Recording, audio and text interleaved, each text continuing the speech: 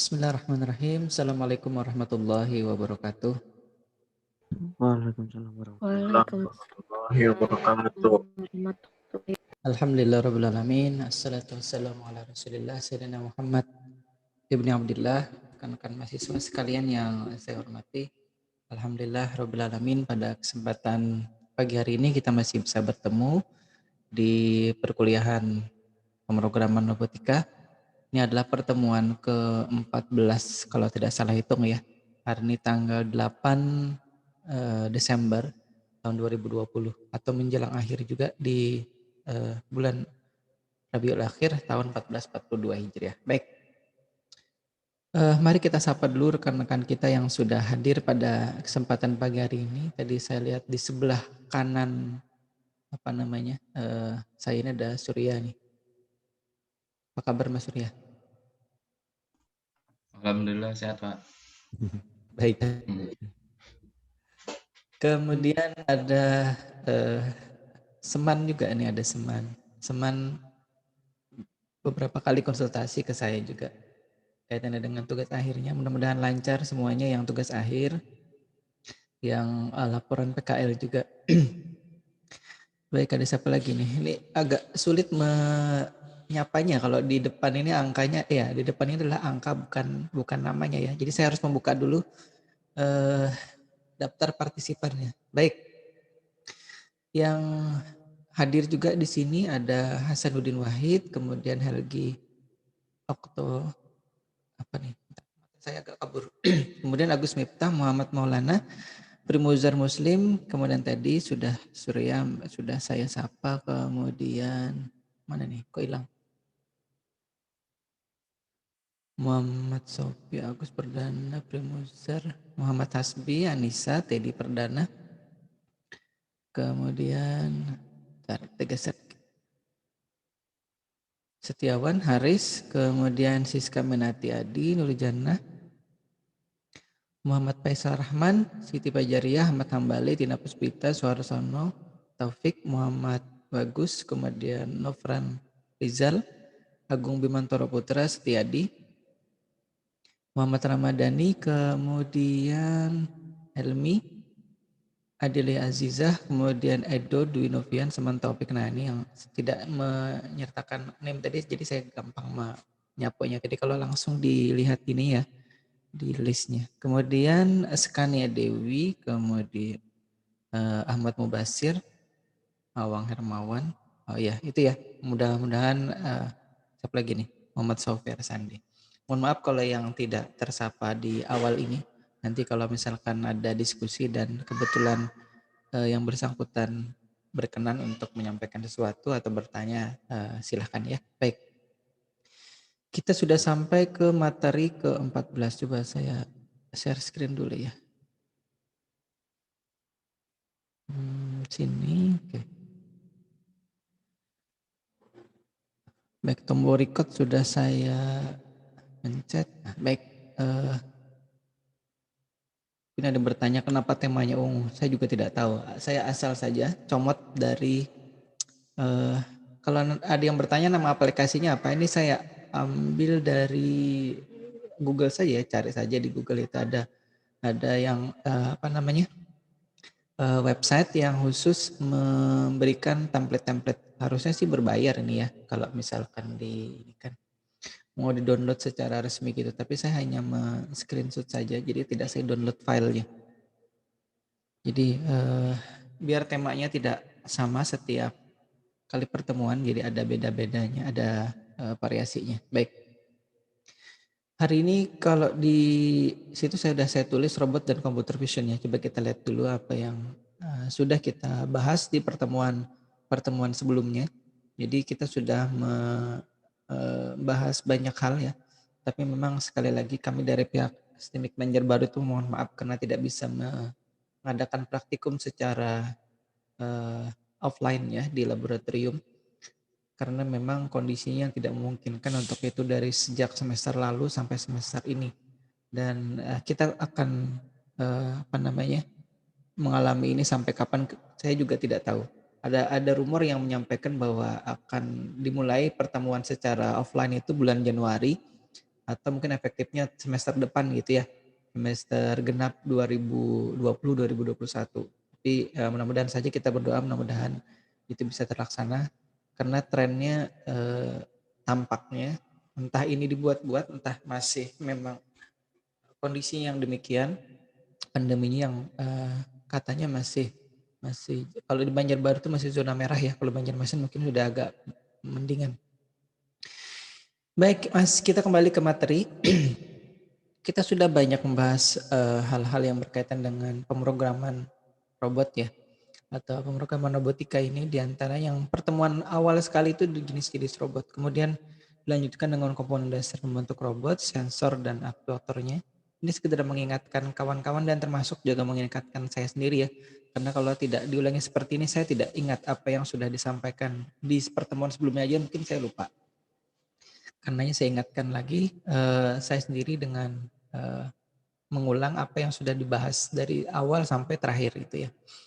Kemudian dasar robot dengan motor DC dengan kemudian driver motor berbasis chip ya, relaynya kita belum bahas, mohon maaf. Kemudian sensor ultrasonic yang original dan juga yang versi KW-nya. Tapi yang kita gunakan yang versi KW, yang original itu kita coba saja kemarin, tidak dipasang ke robotnya. Kemudian motor servo juga sudah kita bahas, display LED dan LCD-nya juga sudah kita bahas. Kemudian model robot dengan harmonic drive system ini sudah juga kita bahas di pertemuan ke-12 ya, walaupun di situ itu adalah materi ke-10. Materi hari ini adalah robot dan computer vision. Tapi kita juga akan coba singgung color tracking menggunakan kamera mono ya. Mudah-mudahan nanti bisa dibahas dua ini untuk mengefektifkan materinya ya. Karena ini sudah pertemuan ke-14. Ada kemungkinan terakhir itu di pertemuan pekan depan ya. Ya. Ada yang mikrofonnya masih belum di mute ini. Mungkin baru bergabung tapi mikrofonnya lupa di mute. Bentar, saya lihat dulu. Saya mute all dulu ya.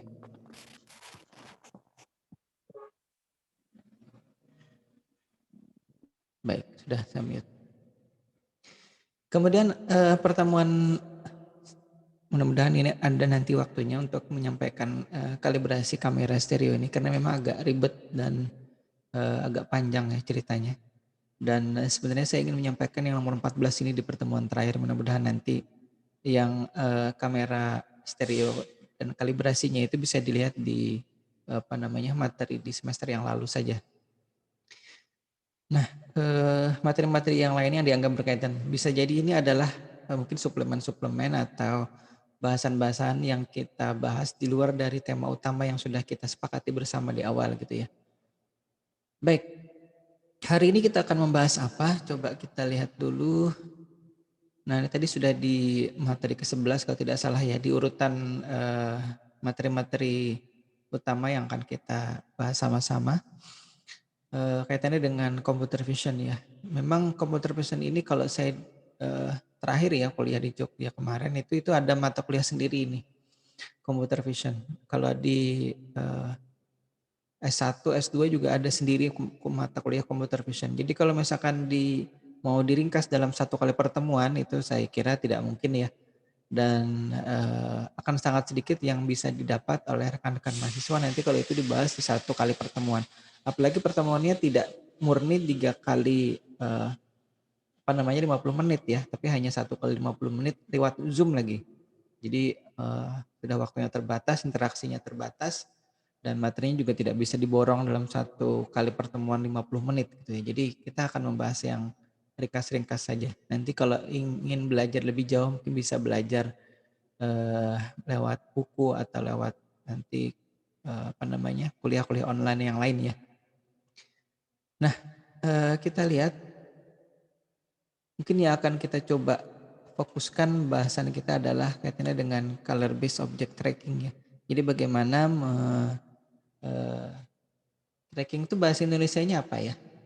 Menelusuri ya kalau tidak salah ya, menelusuri sebuah objek berdasarkan warnanya gitu. Itulah kira-kira ringkasnya. Nah, kemudian mungkin pertanyaan yang ada di beberapa salah satu atau salah dua atau salah tiga rekan-rekan sekalian itu maaf nih kok gerak sendiri dia. Yang jadi pertanyaan dari rekan-rekan sekalian bagaimana sebuah objek itu bisa ditelusuri gitu ya. Dan beberapa di antara kita mungkin sudah ada yang kok sudah hilang lagi. Saya ingin menggeser ininya. Bentar ya. Nah, beberapa di antaranya mungkin sudah pernah tahu ataupun sudah pernah mempelajari atau bahkan sudah pernah mempraktekannya di kehidupan sehari-hari ya. Nah kalau misalkan kita itu manusia, kalau misalkan menelusuri sebuah objek itu ya kita dengan penglihatan kita ya. Atau kita bisa menggunakan penciuman misalkan kalau misalkan itu adalah sebuah objek yang memiliki bau gitu ya. Nah kalau misalkan itu ada rasanya kita bisa cicipi gitu ya. Kalau misalnya makanan kita disuruh tutup mata kemudian disuruh mencari tahu yang mana nasi goreng, yang mana misalkan ketupat kandangan itu kan dengan cara menyicipinya kalau misalkan tidak di apa namanya tidak diperkenankan untuk melihat ya. Nah atau misalkan diraba ya kalau misalkan itu ketupat kandangan dan nasi goreng ya karena bedanya ada kuahnya satunya tidak ada kuahnya. Nah kalau misalkan itu komputer maka komputer perlu sesuatu yang bisa menggiringnya atau membantunya dalam menelusuri atau tadi men-tracking sebuah objek ya. Dan itu macam-macam ya. Jadi bisa digunakan kalau secara teknis di lapangan bisa menggunakan GPS ya. Kalau misalkan sebuah sepeda motor dipasangi GPS kemudian dia terkoneksi ke internet, terhubung ke website yang menyediakan layanan untuk tracking atau penelusuran posisi dari objek yang dipasangi GPS itu, maka itu salah satu caranya ya. Kemudian cara lainnya yang lebih dilakukan misalkan dengan menelusuri warnanya. Itu kalau menelusuri warna maka ada sensor, ada perangkat lain yang digunakan untuk mendeteksi keberadaan warna yang ingin ditelusuri tadi ya. Jadi kalau saya dulu tahun 2007 itu juga tidak tahu atau belum kenal ini dengan sensor warna ini. Waktu itu si tim-tim dari PENS Surabaya dan juga dari ITS atau bahkan dari ITB gitu ya atau dari UI mereka sudah menggunakan ini. Tapi yang kami ingat atau yang saya ingat di tahun 2007 itu di kontes robot di Surabaya PENS dan ITS lah yang tim yang menggunakan sensor warna ini. Mungkin harganya dulu cukup mahal ya. Tapi sekarang nanti silakan ditelusuri kalau ada yang penasaran gitu ya dengan sensor warna yang saya tunjukkan gambarnya ini. Ini dia bisa mendeteksi warna beberapa warna ya tergantung apa namanya konfigurasinya dan settingnya. Kira-kira warna apa yang ingin dideteksi di situ bisa nanti disetting dengan menggunakan microcontroller atau yang sekarang Arduino ya.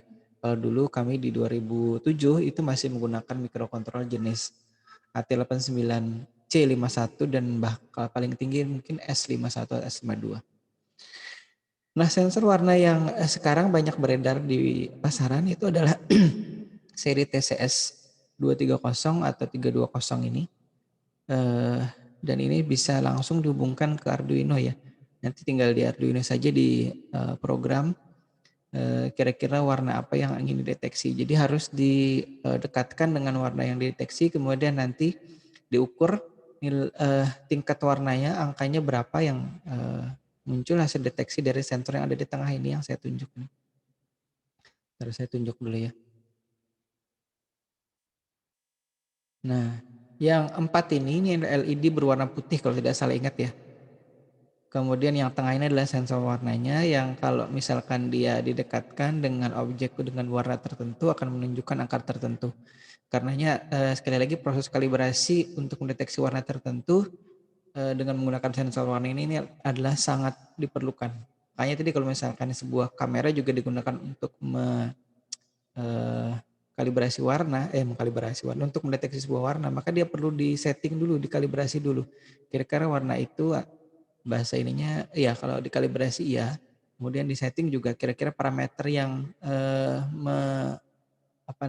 mendekati untuk bisa mendeteksi warna yang diinginkan itu nanti seberapa gitu. Karena memang pada kondisi pencahayaan, pada kondisi warna dengan mungkin warnanya sama-sama hijau misalkan ya, tapi kalau ada yang hijaunya lebih muda, ada yang lebih terang, atau misalkan pada saat hijaunya sama, tapi pada saat dapat pencahayaan yang lebih banyak atau yang pencahayaan yang sedang atau pencahayaan yang kurang itu kan beda jadinya nilai tingkat apa ya istilahnya luminansi atau intensitas warnanya ya, intensitas warnanya kurang lebih gitu bahasa ininya, bahasa image processingnya. Nah karenanya itu perlu dikalibrasi dulu atau perlu diatur dulu parameter yang kira-kira pas sehingga warna yang diinginkan untuk mendeteksi itu bisa betul-betul ditangkap nantinya ya. Jadi selain warna yang sudah dikalibrasi atau sudah di setting tadi parameternya itu tidak dideteksi seperti itu. Nah ini sudah saya sebutkan sumbernya, silakan nanti diakses. Harganya ada berapa harganya nanti bisa. Iya silakan, ada yang angkat tangan Sobari. Enggak Pak, kepencet aja Pak tadi. Iya baik. Halo Pak, Iya silakan. Pak, kalibrasi itu gimana Pak maksudnya? Baik, kalibrasi itu kalau misalkan ada yang pernah menggunakan avometer ya. Avometer itu ampere, kemudian volt dan ohmmeter. Nah itu biasanya yang manual, yang bukan digital ya, yang analog istilah kita itu. Istilah kami dulu analog, atau istilah di pasaran multimeter analog. Maka kalau misalkan itu dikalibrasi untuk ampere dan volt itu harus di awal sebelum ditancapkan ke barang yang mau diukur, misalkan baterai atau colokan listrik gitu ya, stop kontak listrik, maka harus diposisikan jarumnya itu di 0. Nah itu adalah kalibrasi untuk voltmeter dan ampermeter. Nah kalau misalkan si ohmmeter yang untuk mengukur hambatan itu ya, untuk mengukur misalkan resistor atau mengukur kabel itu berapa hambatannya, maka ohmmeter itu terbalik. Kita harus hubungkan dulu kabel atau probe ya, bahasa ininya probe, bukan profesor ya, probe yang berwarna merah dan berwarna hitam. Kemudian nanti si jarumnya itu akan menunjukkan ke angka bergerak ke sebelah kanan gitu kalau itu ohmmeter ya. Kemudian pada saat dia bergerak ke sebelah kanan, maka angka nolnya ohmmeter itu di sebelah kanan. Dan pada saat kita hubungkan tadi probe-nya, jadi dihubungkan seperti ini ya. Kelihatan tidak ya? Bentar. Ini kamera saya hilang. Nah, dihubungkan seperti ini misalkan ya. Kabel probe-nya itu atau jarum yang akan bukan jarum sih namanya. Kabel yang akan kita gunakan untuk mengukur itu kita hubungkan seperti ini, kemudian nanti jarumnya akan menyimpang ke sebelah kanan, jarum penunjukannya itu.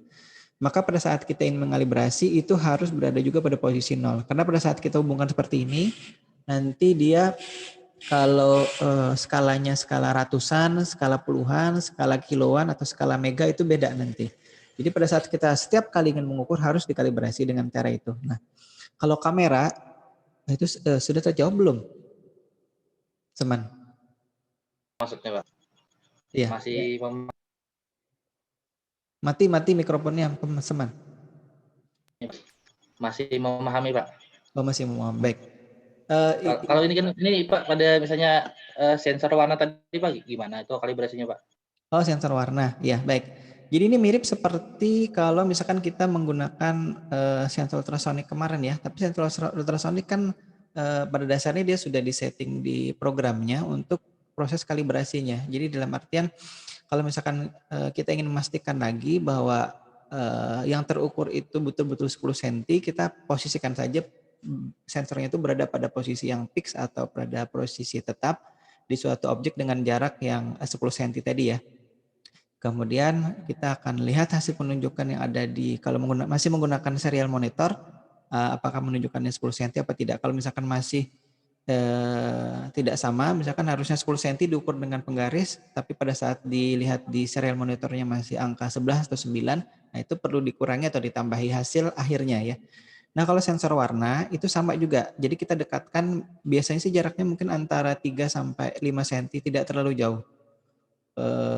Sensor ini ke benda yang ingin kita kita deteksi warnanya ya, sebenarnya mengukur juga, mengukur intensitas warnanya.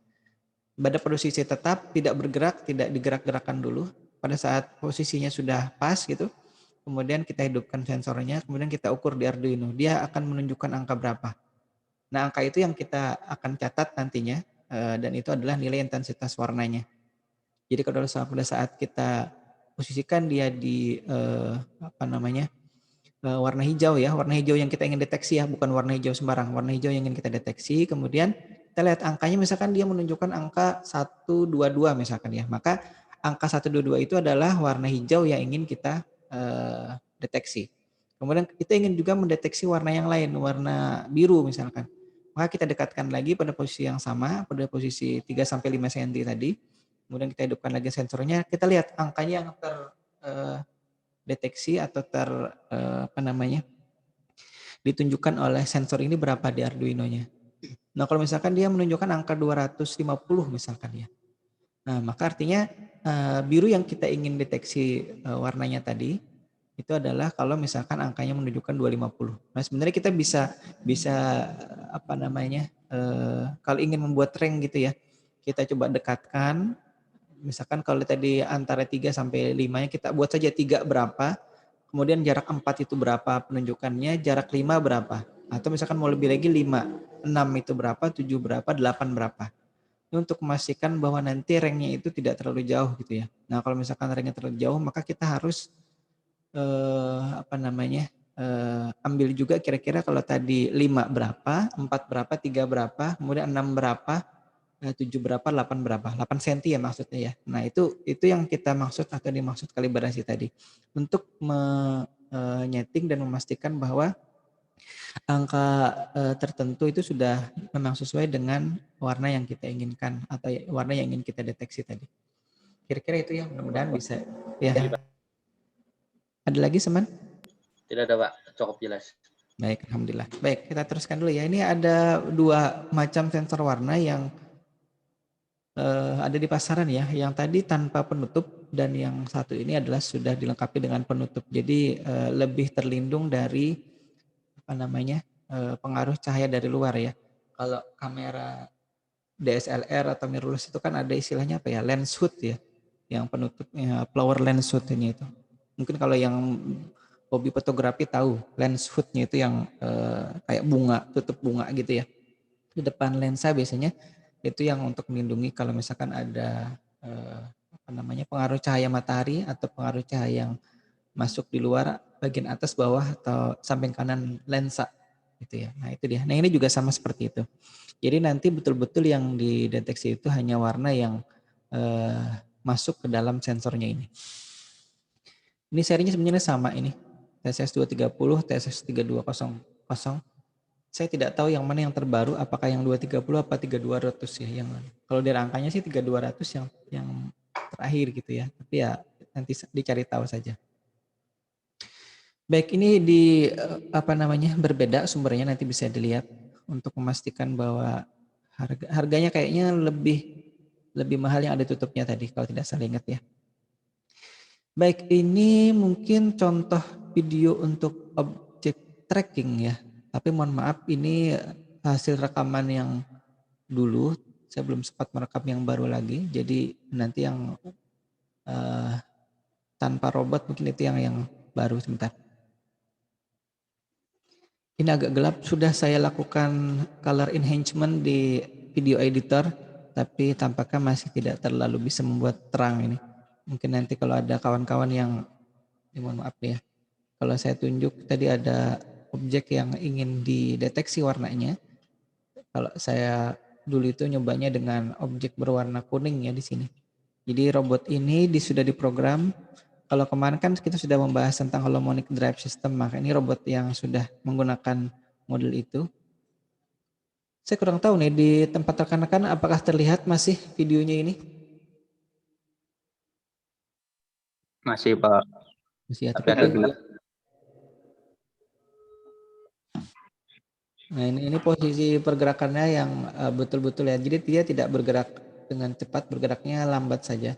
Kalau saya ukur kemarin atau sebelumnya itu mungkin sekitar 6 cm per detik gerakannya ini. Jadi tidak terlalu cepat. Ini objek yang kalau yang terlihat di layar yang saya tunjuk ini adalah lampu lampu tapi tidak saya hidupkan. Lampunya cupnya berwarna kuning, tapi tidak saya hidupkan. Kalau dihidupkan dia nanti akan lebih terang. Ini untuk memastikan dulu kalau kalau tidak dihidupkan, kan itu ada lampu meja, ada baterainya, ada 3 baterai AAA dan tidak saya hidupkan. Untuk memastikan dulu tanpa dihidupkan pun dia bisa detect dulu warnanya.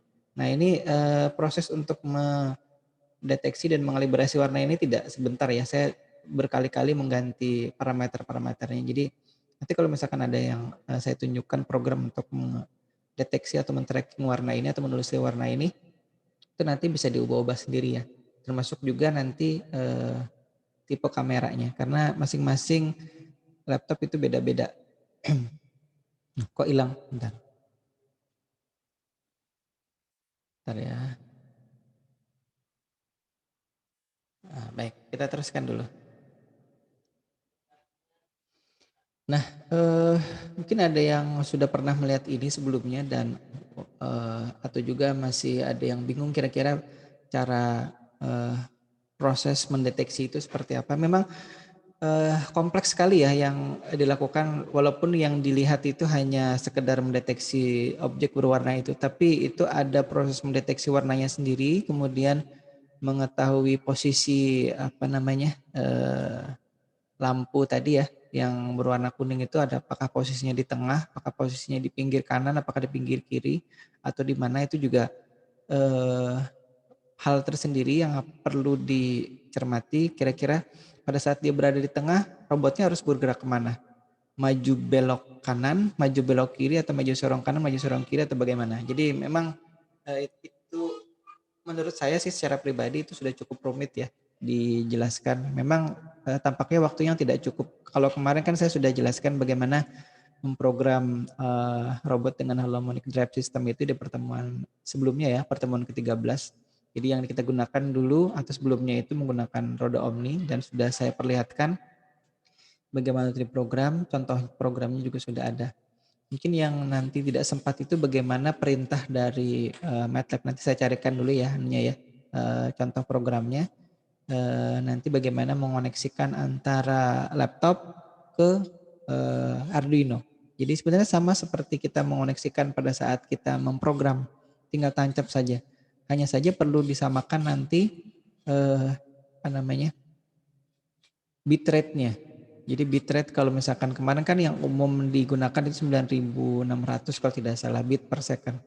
Nah kalau 9600 waktu saya mencoba robot ini itu tampaknya terlalu lambat. Jadi laptopnya bisa lebih kenceng dari itu.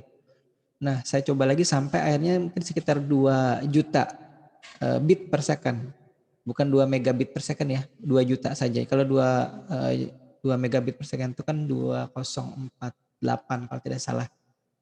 Kalau ini masih 2 juta saja, 2 juta 2 bit per second. Itu yang saya coba. Jadi itu yang masih bisa ditangani oleh si Arduino-nya. Jadi Arduino Mega yang saya gunakan itu bisa mendeteksi bisa menangani komunikasi serial sebesar 2 juta bit per second. Baik, nah ini yang kemarin ya. Coba kita ingat-ingat lagi saja apa yang sudah kita coba dan bahas di pertemuan sebelumnya. Saya geser lagi ke sini. Nah ini kan harmonic drive system. Jadi pada saat tadi dia mendeteksi objek berwarna kuning, robot itu kan sambil maju, sambil juga memposisikan dia harus kemana. Jadi waktu itu memang diprogram posisi lampunya itu harus berada di tengah secara horizontal ya. Jadi kalau misalkan lampunya itu berada terlalu ke pinggir, maksudnya di penglihatan kameranya, maka robotnya harus kemana. Kalau dia di sebelah terlalu ke kanan, maka robotnya harus kemana gitu. Jadi kalau misalkan dia berada di posisi kanan, maka dia harus bergeser ke kanan untuk membuat lampunya yang terdeteksi tadi itu berada di tengah. Jadi memposisikan di tengah itu pun sebenarnya juga rumit. Saya dulu lama sekali menyetingnya sehingga menemukan posisi yang pas gitu ya untuk robot itu tidak terlalu sering geleng-geleng. Kalau tadi kan masih terlihat geleng-gelengnya terlalu banyak mana ya tadi itu. Nanti dilihat lagi ya. Jadi dia memposisikan di tengah itu sehingga dia harus bergeleng-geleng. Bergeleng-geleng itu maksudnya dia belok kanan, belok kiri, belok kanan, belok kiri. Nah itu yang jelek jadinya. Dan itu membuat lambat posisi pergerakannya. Nah, jadi yang harmonic trap itu merupakan kelanjutan dari bukan kelanjutan. Hari ini kelanjutan dari yang kemarin, seperti kurang lebih seperti itu ya. Jadi kalau di harmonic trap itu dasarnya dulu, kemudian baru dilanjutkan. Nah, yang di kali ini bagaimana mendeteksi objek yang berwarna kuning ini juga jadi masalah dulu. Saya berkali-kali mencoba juga tidak ketemu. Akhirnya saya bertanyalah ke kawan saya yang memang expert istilahnya ya di image processing. Beliau menyampaikan harusnya pakai ini, coba pakai ini Pak. Ya udah, saya coba bisa, tapi jadinya seperti ini ya. Kalau dilihat mungkin tuh pintu di belakang saya juga terdeteksi, ini di lab di Jogja ya. Kemudian dahi saya juga kedeteksi, jadi kulit saya juga kedeteksi, tangan saya juga kedeteksi. Ini termasuk lampunya ya, lampunya yang ini yang saya tunjuk dulu. Kalau lampunya sendiri itu hanya ini sebenarnya nih. Yang X207, posisi X-nya 207, kemudian Y-nya di 103 ya. Jadi dulu saya menggunakan ukuran citra yang 320 kali 240. Itu sudah cukup mumpuni untuk bisa diproses. Kadang-kadang ada orang yang penelitiannya itu menggunakan resolusi foto atau videonya yang sampai full HD gitu ya. Atau ya HD lah minimal. Tapi memang itu perlu proses dari prosesornya lebih bagus. Nah, saya dulu temuannya juga salah satunya adalah dengan ukuran citra yang tidak terlalu atau relatif kecil gitu ya, 320 kali 240 piksel itu sudah bisa diproses dan sudah bisa diperintahkan oleh apa namanya robot. Dalam ini master controllernya ya, berupa laptop itu untuk robot ini bisa bergerak dan menghindari halangan dan juga mendeteksi ininya. Baik, mungkin ada yang mau menanggapi dulu atau ada yang sudah pernah mencoba ini? Biar saya tidak ngomong sendiri di depan sini. Bentar, di jalan sendiri. Belakangan ini mungkin terlalu sensitif nih touchpad saya ini. Saya tidak menggunakan mouse soalnya. Mana tadi? Mana ya?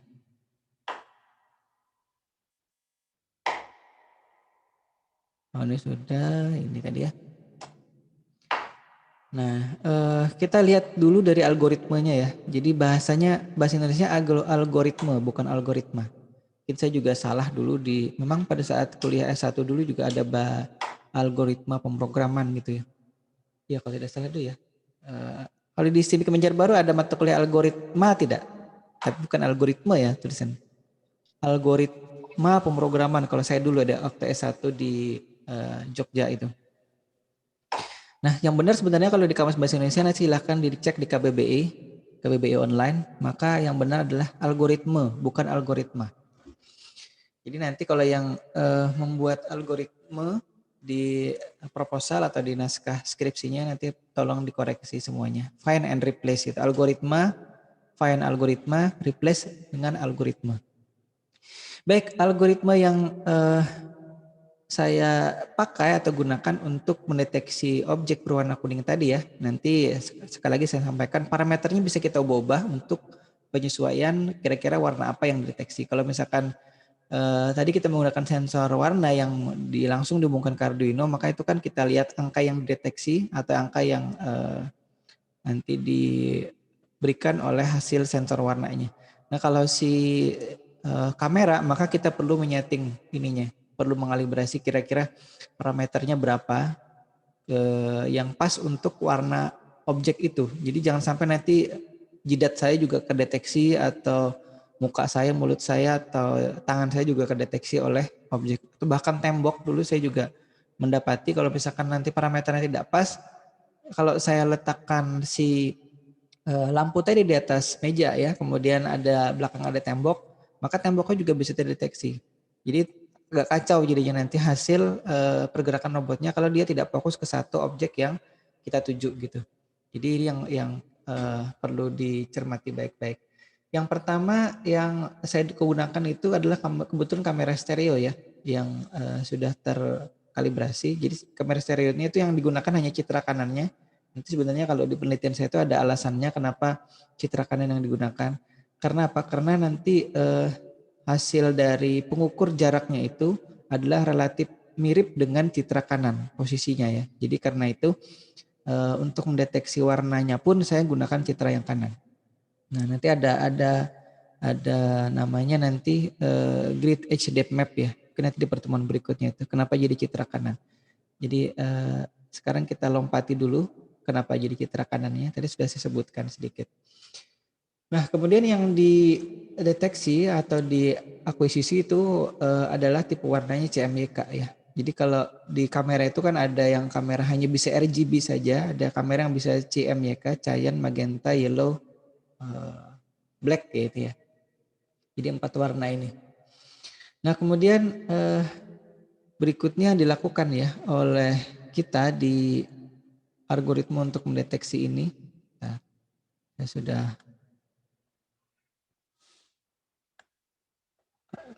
sebentar, saya ini mengganggu penglihatan saya. Nah, baik. Kemudian kurangi komponen warna citra selain warna kuning. Jadi yang magenta, yellow, blacknya di apa istilahnya? Dikurangi ya atau dihilangkan. Jadi yang tertinggal CM ya, kayak yang ya cyan, kemudian magenta dan blacknya ya. Tertinggal nanti yellownya saja. Jadi selain warna kuning kita hilangkan. Nanti ada ininya, ada perintahnya di program. Kemudian konversi citra yang tadi sudah hasil pengurangan, citra yellownya ya, dikonversi ke jadi citra abu-abu. Kemudian difilter lagi menggunakan median filter dengan metrik 2x2. Mungkin ada yang bertanya-tanya kenapa algoritmanya seperti ini ya. Saya juga tidak tahu waktu itu ya, kenapa harus seperti ini. Tapi kalau dicermati baik-baik, ini saya sudah susunkan algoritmanya, karena yang beliau berikan, teman saya berikan itu programnya dulu, programnya. Yang walaupun program itu tidak langsung jalan, saya harus otak-atik dulu, saya harus coba dulu berkali-kali sehingga coding program yang beliau berikan itu saya bisa pahami dan bisa setting, dan bisa benar-benar gunakan. Nah, di sini sudah saya susunkan sesuai dengan programnya ya. Jadi sudah difilter, kalau bahasa ininya ditapis ya bahasa Indonesianya, tapi kalau bahasa ininya filter menggunakan median filter. Jadi di MATLAB, kita nanti akan menggunakan program kali ini bukan program mohon maaf tadi saya lupa menjelaskan, ini bukan program di Arduino tapi program di MATLAB ya. MATLAB itu jalannya di laptop. Nah, kemudian setelah difilter dengan median filter tadi, kita akan ubah lagi citra yang tadi berwarna abu-abu dan sudah melalui median filter menjadi citra hitam putih atau black and white ya. Nah, biasanya ini ada perintah yang gray to black white gitu. Kemudian nilai thresholdnya untuk mengubah ke citra hitam putihnya 0,3. Sekali lagi nilai ini tidak mutlak atau tidak absolut, jadi bisa diganti-ganti nanti disesuaikan dengan warna yang ingin deteksi. Kebetulan ini tadi warna kuning ya, jadi kita fokus ke kuning. Nanti kalau misalkan yang ingin deteksi warna biru, misalkan bisa jadi nanti magenta, yellow, blacknya yang difilter, bukan difilter, alhamdulillah dikurangi ya. Nah, tinggal cyan aja. Kemudian hilangkan pixel dari metrik berwarna hitam putih yang ukurannya kurang dari 10 pixel. Jadi kalau misalkan yang terdeteksi itu blok warnanya kurang dari 10 pixel. Tadi awalnya kuning ya, setelah dikonversi menjadi hitam putih itu nanti kelihatan kalau dia kurang dari 10 pixel, maka itu yang tidak digunakan. Jadi hanya yang lebih dari itu saja. Nah, itu juga bisa di setting juga mau yang kecil juga terdeteksi atau bagaimana. Nah, angka 10 itu jadinya memang sudah melalui proses uji coba atau trial and error gitu ya. Kemudian dibuatlah label menggunakan tadi edge connected object. Kemudian saya juga mencari titik tengahnya. Karena nanti titik tengah ini saya gunakan untuk mengukur jarak lampunya. Lampu itu berapa jauh dari robotnya. Nah, jadi karena temuan atau kontribusi dari penelitian saya itu salah satunya adalah untuk untuk mengukur jarak objek. Nah, jadi tadi kalau misalkan dilihat ya, titik tengahnya kemudian kelihatan posisi X-nya berapa, Y-nya berapa di citra atau video yang tadi sudah kita perlihatkan. Nah, implementasi programnya dari algoritma itu seperti apa? Kita akan coba lihat. Sekali lagi, saya tadi lupa. Ini adalah program yang dijalankan di MATLAB. MATLAB itu, ada yang belum tahu MATLAB dari 47 orang ini? Siska, Belum, Pak. ada yang belum ya? Tadi belum tahu ya MATLAB ya? Belum, Pak. Baik, MATLAB ini adalah program kalau di SIMIK Banjarbaru itu memang sudah cukup lama digunakan.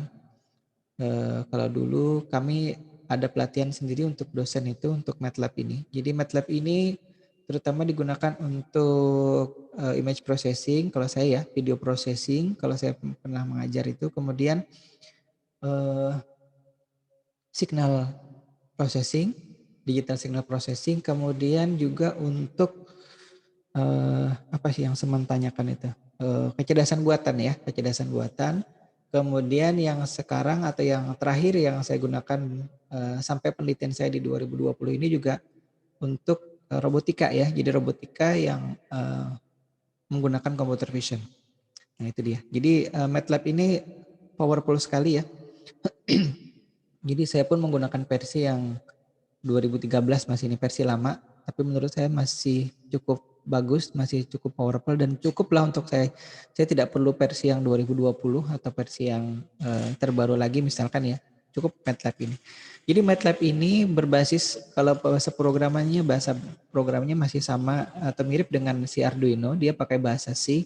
Hanya sedikit mungkin di komentar atau mungkin di beberapa coding yang berbeda ya. Tapi pada dasarnya kalau rekan-rekan yang sudah paham bahasa C, baik itu bahkan mungkin bahasa PHP ya, saya kira mirip juga, mungkin beda sedikit. Nah, kalau yang Arduino dengan MATLAB memang tidak terlalu sama, tapi intinya mirip lah, karena dia sama-sama C basis bahasa programnya. Dan ini dijalankan di laptop, jadi ini diinstal di laptop, mungkin sekitar 5 sampai 10 giga ya kurang lebih. Yang terinstall di saya ini tidak semua paket yang saya install, hanya beberapa saja yang penting untuk bisa menjalankan ini. Nah, nanti bisa dicari ya. Kalau tidak salah dulu sempat juga saya kopikan ke rekan-rekan yang mengambil mata kuliah kecerdasan buatan, nanti bisa atau dicari saja di Google nanti. Saya tidak berani mendistribusikan ini karena ini programnya harusnya resmi berbayar gitu ya. Jadi sebenarnya ini bukan mengcrack, tapi license-nya yang dimodifikasi oleh yang dulu mendistribusikan ini ke saya ini. Jadi saya pakai MATLAB 2013A. Baik, kita lihat mana nih? Oh iya, nah ini dia. Ini perintahnya, ini ada perintah clear all. Nah kalau di Arduino itu kan kita tidak perlu pakai tanda titik koma untuk di akhir setiap coding program ya? Ya tidak ya, saya lupa. Coba diingat-ingat lagi bentar saya lihat di Arduino. Bentar. Oh sama, mohon maaf. Sama. Jadi di akhir coding program sama kita menggunakan titik koma. Jadi persamaannya itu yang pertama ya. Ini close all, clear all, kemudian CLC. Close all itu menutup semua Windows yang lain yang terbuka, kemudian clear all itu untuk menghapus baik itu cache memory ataupun memori RAM yang pada saat kita menjalankan program sebelumnya itu di clear semua. Kemudian CLC itu membersihkan layar ya, layar command Windows-nya. Jadi di MATLAB itu namanya command Windows. Kita bisa mengetik coding programnya itu per command atau kita bisa mengetiknya dalam bentuk program utuh dalam teks misalkan, kemudian kita baru jalankan atau running di situ. Nah ini yang berikutnya adalah variabel feed video ya, video input, kemudian win video dan lain-lain itu adalah diambil pada saat kita mencoba kamera apa yang terhubung ke atau terpasang di laptop kita. Nah ini masing-masing laptop biasanya beda-beda. Kalaupun kebetulan misalkan coding program yang saya berikan ini langsung jalan di laptopnya rekan-rekan sekalian, itu kebetulan saja sama. Tapi biasanya untuk mengecek itu kita perlu memberikan perintah imaktul ya, IMAQTOOL, imaktul. Kemudian nanti di situ bisa kelihatan perangkat kamera yang terhubung ke laptop kita itu atau yang terpasang di laptop kita itu apa saja. Di tempat saya ini kebetulan yang terdeteksi ada 3. Ke laptop yang onboard, kamera yang onboard atau kamera yang ada di sini, kemudian kamera C270 Logitech itu yang saya gunakan Crowbot. Ada satu lagi kamera yang itu juga di kampus Saya lupa serinya. B52 berapa gitu. Logitech juga. Nah, kalau misalkan pertama kali tadi menjalankan MATLAB dan tidak tahu isi dari WinVideo 1, YUY2, 320, 240 ini, kita harus jalankan perintah itu dulu ya. Nanti mungkin kapan-kapan saya contohkan, ini mungkin tidak sempat waktunya. Kemudian kita set video trigger repeat infinitive ya, kalau ini tidak terbatas, jadi dia jalan terus. Kemudian read video return color space-nya ini RGB, karena kameranya kamera RGB, nanti kita akan ambil dari RGB-nya konversi ke CMYK gitu ya. Kemudian interval mengambilnya 4 frame. Setiap 4 frame diambil, setiap 4 frame diambil. Jadi tidak semuanya kalau kita setting 1 setiap frame itu bisa jadi nanti lambat prosesnya ya. Jadi kita tidak setiap frame mengambil. Makanya mungkin nanti videonya kalau pas dilihat itu agak patah-patah gitu ya. Kalau misalkan mau diambil per frame-nya itu akan lebih bagus. Tapi tergantung komputernya bisa memproses seberapa cepat nantinya. Jadi angka 4 itu bisa diganti-ganti ya. Nanti kalau penasaran tinggal diganti. Kemudian yang stop sama dengan 1, kemudian start video. Nah, kondisi stop akuisisinya ada mana sama dengan 1. Nanti pada saat dia di set 0, dia sedang mengakuisisi citra. Nah, jadi ini dibatasi, jadi tidak jalan terus, karena kalau jalan terus nanti kita harus menutup MATLAB-nya untuk bisa mematikan proses akuisisinya. Untuk dia bisa dibatasi, kita membatasinya 500 500 kali akuisisi. Jadi frame misalkan itu dihitung dari frame pertama, kemudian intervalnya 4, berarti frame kelima ditambah 4 lagi frame ke-9. Nah, itu sebanyak 500 kali mengambil atau 500 kali mengakuisisi ya. Makanya di situ sampai kurang dari 500. Kalau sudah sampai 500 kali mengakuisisi dengan interval tadi 4 frame, 4 frame, 4 frame gitu ya.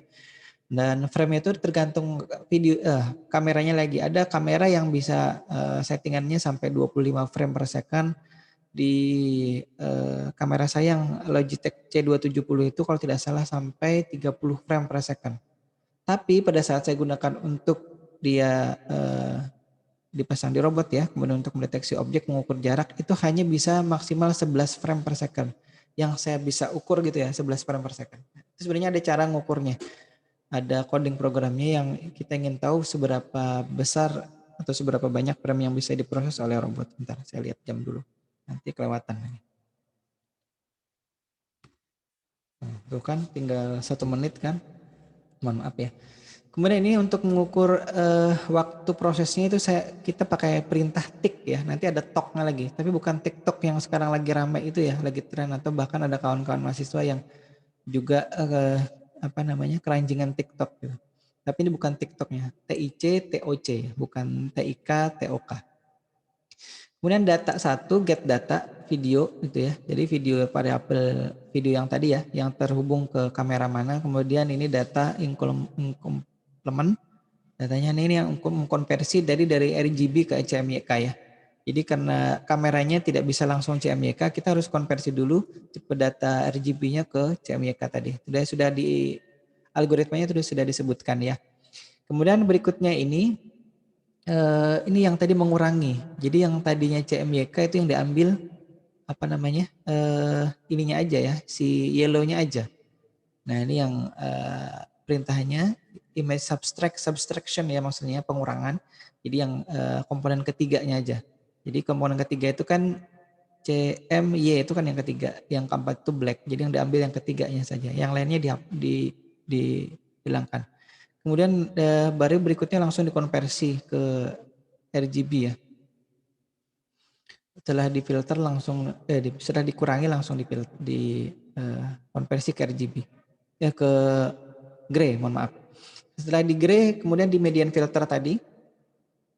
Kemudian baru dikonversi lagi ke black and white ya. Jadi setelah di gray ini yang saya tunjuk, bentar saya tunjuk lagi. Ini digraykan, kemudian di filter pakai median filter 2, kemudian dikonversi ke black and white, kemudian parameternya bisa diganti-ganti itu ya. Mau 0,2, mau 0, berapa nanti bisa disesuaikan dengan warna yang ingin dideteksi. Kalau tadi kuning, bisa jadi kuning yang mana? Kuning di tembok, kuning muka kita, atau kuning yang mana? Nah, baru perintah berikutnya ini yang beware open. Kemudian ini di labeli ya. Nah, ini ada bounding box. Saya agak cepat ya karena waktunya sudah habis sebenarnya. Kemudian hold on sampai nanti, nah ini di bounding box ya, di centroid. Kemudian baru diberi kotak, tadi kan ada kotak ya. Ada kotak dari objek itu, kemudian line width-nya itu juga sudah 2 pixel. Kemudian diplot, kemudian ini nanti ada perintah tambahannya di situ untuk mengonversi dari angka tadi ke string sehingga bisa tampil y-nya berapa, x-nya berapa di situ ya. Ini kan ada dilihat sini. Nah, kemudian font weight-nya bold, jadi warnanya kuning. Nanti bisa diganti-ganti nih. Jadi kalau misalkan mau tulisannya berwarna merah ganti red gitu. Kalau mau berwarna hijau ganti green. Nah, ini ya. Kemudian hold up nih TOC ini waktu kita mengakhiri pada saat prosesnya sudah berjalan itu berapa detik nantinya kita bisa lihat ya. Nah, ini stop video. Jadi sampai 500 kali pengambilan tadi dia bukan berhenti. Nah, coba kita lihat ini hasilnya. Ini program MATLAB-nya. Ntar saya bisa ngeklik tidak? Oh ya sudah jalan ya. Mungkin di rekan-rekan bisa dilihat. Nah, itu saya itu. Jadi waktu proses dia sekali ngambil dalam interval tadi kurang lebih 0,2 second ya. Nah, ini handphone saya yang saya tampilkan warna kuningnya. Jadi sudah disetting di situ. Nah, ini contoh trackingnya pada saat backlight atau warnanya tidak terdeteksi kuning, dia langsung menghilangkan yang lain ya. Jadi di sini muka saya tidak terdeteksi lagi, tangan, alhamdulillah, tangan saya juga tidak terdeteksi di situ. Baju saya itu agak berwarna oranye. Nah, ini saya matikan lampunya, lampu saya dia masih bisa detect. Jadi biasanya untuk melihat kehandalan dari proses tracking atau proses deteksi warna ini kita matikan saja lampu, jadi agak gelap gitu ya. Maksudnya tidak gelap sama sekali, masih ada cahaya tapi sedikit minimal gitu. Nah, kita akan lihat itu apakah dia masih bisa mendeteksi apa tidak. Baik, sambil jalan ini sudah lewat 4 menit waktu kita. Mungkin ada yang mau ditanyakan sampai sini. Sekali lagi mohon maaf waktu kita terbatas, jadi saya tidak bisa menjelaskan secara lebih panjang lebar ya. Ini contohnya saja, nanti coding programnya bisa dilihat. Kalau nanti ada yang bermasalah setelah menyobanya, itu bisa dihubungi saya ya. Atau kita diskusikan nanti sama-sama. Halo Pak, permisi Pak. Ya, silakan. Itu teman-teman katanya pada bingung itu nilai UTS itu gimana Pak? Oh iya, bentar. Ini udah saya lewati saja ya ini ya. Karena ada yang sudah bertanya ini, bentar. Nanti ditonton di YouTube saja ya untuk kelanjutannya. Baik, kaitannya dengan UTS itu nanti akan saya tuliskan dulu di e-learning teknis seperti apa. Tapi intinya kurang lebih nanti yang nilainya di bawah 60 itu saya minta meresume saja lagi ya. Jadi tugas yang paling gampang itu adalah melakukan resume daripada saya nyuruhnya menugaskan nyari yang lain-lain. Dapat ya sudahlah di resume saja. Jadi nanti tunggu saja ya. Jadi kalau misalkan nanti kan rasanya ada nilai yang saya belum ada nilainya kosong gitu. Padahal ada hasil UTS-nya. Nanti dilihat saja di situ. Intinya coba cek terus di e-learning ya. Nanti saya mudah-mudahan tidak ada error ya. Kira-kira itu ya, karena waktu kita sudah habis. Sekali lagi saya mohon maaf untuk penjelasan yang mungkin ada kesalahan di penjelasan atau waktunya yang tidak cukup. Kemudian juga kesalahan lain yang saya lakukan untuk menjelaskan materi yang kayaknya harusnya lebih detail lagi ya. Baik, mudah-mudahan kita panjang umur, sehat walafiat, nanti diberikan kesempatan lagi untuk bisa bertemu di pertemuan terakhir di pekan depan. Amin. Sekali lagi mohon maaf, saya ucapkan wabillahi taufiq wal hidayah. Assalamualaikum warahmatullahi wabarakatuh. Waalaikumsalam. Waalaikumsalam. Warahmatullahi wabarakatuh.